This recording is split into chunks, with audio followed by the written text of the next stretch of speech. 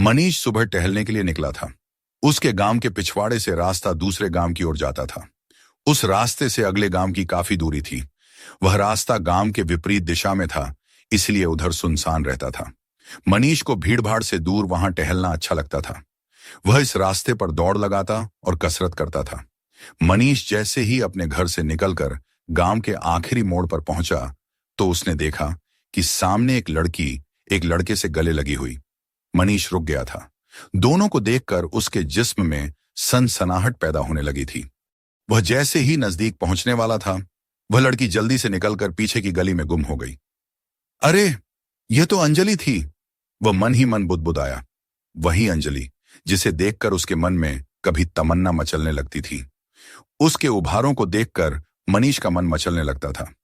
आज उसे इस तरह देखकर वह अपने आप को ठगा सा महसूस करने लगा था। आज मनीष पूरे रास्ते इसी घटना के बारे में सोचता रहा। आज उसका टहलने में मन नहीं लग रहा था। वह कुछ दूर चलकर लौटने लगा था। वह जैसे ही घर पहुंचा कि गांव में शोर हुआ कि किसी की हत्या हुई है। लोग उधर ही जा रहे थे। मनीष भी उसी रास्ते चल दिया था।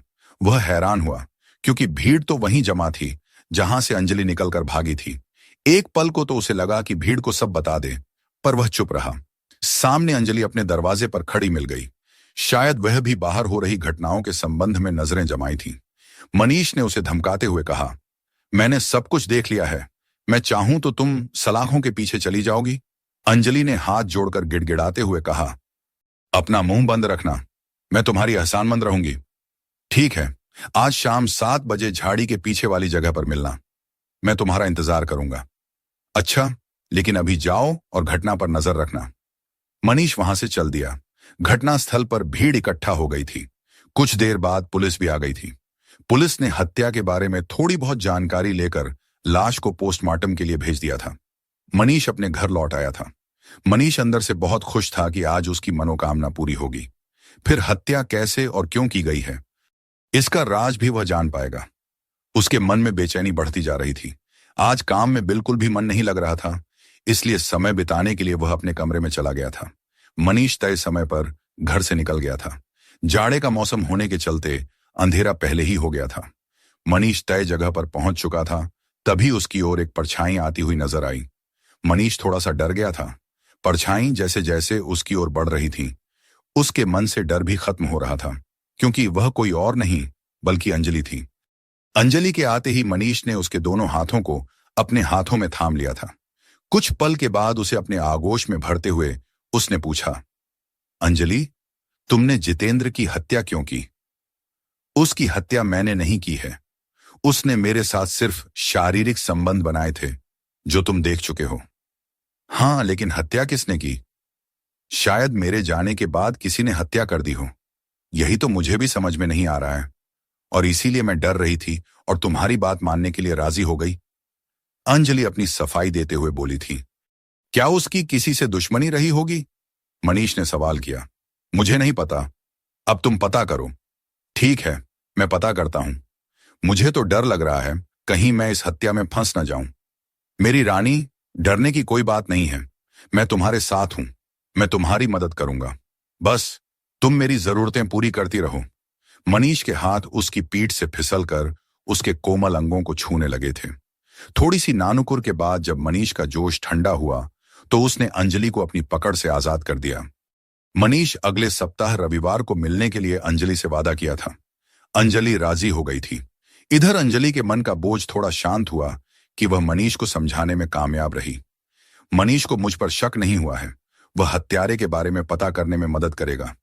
अब अंजलि और मनीष के मिलने का सिलसिला जारी हो चुका था। मनीष एक प्राइवेट स्कूल में पढ़ाता था। अभी उसकी शादी नहीं हुई थी। अंजलि महसूस कर रही थी कि मनीष दिल का बुरा नहीं है। उसकी सिर्फ एक ही कमजोरी है, वह हुस्न का दीवाना है। कई बार अंजलि महसूस कर चुकी है कि आते जाते मनीष उसे देखने की कोशिश करता था, लेकिन वह जानबूझकर शरीफ होने का नाटक करता था। इसीलिए औरों की तरह वह मेरा पीछा नहीं कर पाया था। जितेंद्र की हत्या की जांच कई बार की गई, लेकिन यह पता नहीं चल पाया कि उसकी हत्या किसने की।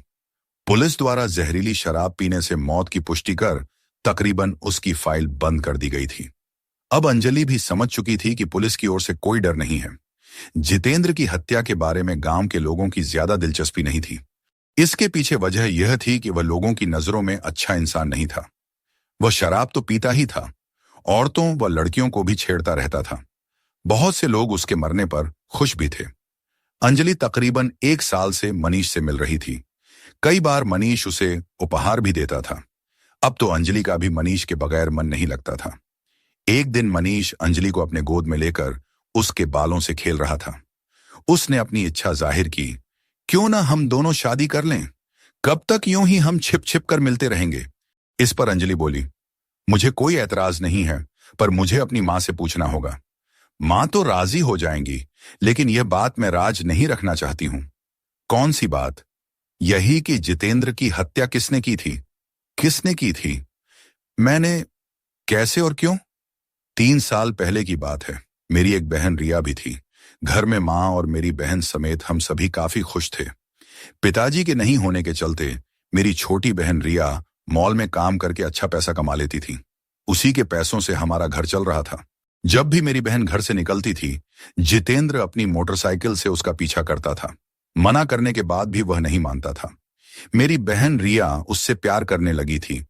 जितेंद्र ने मेरी बहन से कई बार शारीरिक संबंध बनाए। बहन को विश्वास था कि जितेंद्र उससे शादी जरूर करेगा, लेकिन जितेंद्र धोखेबाज निकला। मेरी बहन रिया को जितेंद्र के बारे में पता चला कि वह कई लड़कियों की जिंदगी बर्बाद कर चुका है। मेरी बहन पेट से हो गई थी।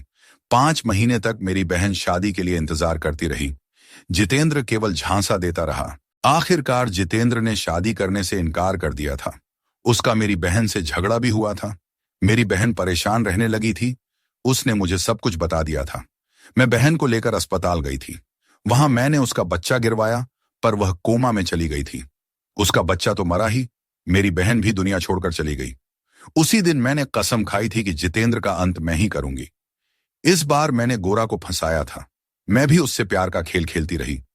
उसने कई बार मुझे हवस का शिकार बनाना चाहा, लेकिन मैं उससे अपने आप को बचाती रही। उस दिन जितेंद्र ने मुझे अपने गुसलखाने में बुलाया था। मैं सोच कर गई थी कि आज रात काम तमाम करके आना है। मैंने उसकी शराब में जहर मिला दिया। मैं उसकी मौत को नजदीक से महसूस करना चाहती थी, इसलिए उसकी हत्या करने के बाद मैं भी उसके साथ रात भर रही। वह तड़प तड़प कर मेरे सामने ही मरा था। सुबह मुझे समझ में नहीं आ रहा था कि मैं क्या करूं। जानबूझकर उसके शरीर से मैं लिपटी हुई थी, ताकि कोई देखे तो जितेंद्र को जिंदा समझे। पकड़े जाने पर पुलिस को गुमराह किया जा सके। हत्या के बारे में शक किसी और पर हो। यही हुआ भी। तुमने मुझे बेकसूर समझा। मैं शादी करने से पहले सब कुछ तुम्हें बता देना चाहती हूं, ताकि भविष्य में पता चलने पर तुम मुझे गलत न समझ सको। मैंने अपनी बहन रिया की मौत का बदला ले लिया, इसलिए मुझे इस बात का कोई अफसोस नहीं है। मनीष यह सुनकर हक्का बक्का था। उसके मन में थोड़ा डर भी हुआ, लेकिन जल्द ही अपने आप को संभालते हुए बोला, तुमने ठीक ही किया। तुमने उसको उचित सजा दी है। तुम्हारे ऊपर किसी तरह का इल्जाम लगता भी तो मैं अपने ऊपर ले लेता, क्योंकि मैं अब तुमसे प्यार करने लगा हूं। अंजलि ने मनीष को अपनी बाहों में लेकर चूम लिया था। वह अपने आप पर गर्व कर रही थी कि उसने गलत इंसान को नहीं चुना है। फिर वह सुखद भविष्य के सपने देखने लगी थी। उन दोनों ने जल्दी ही शादी कर ली।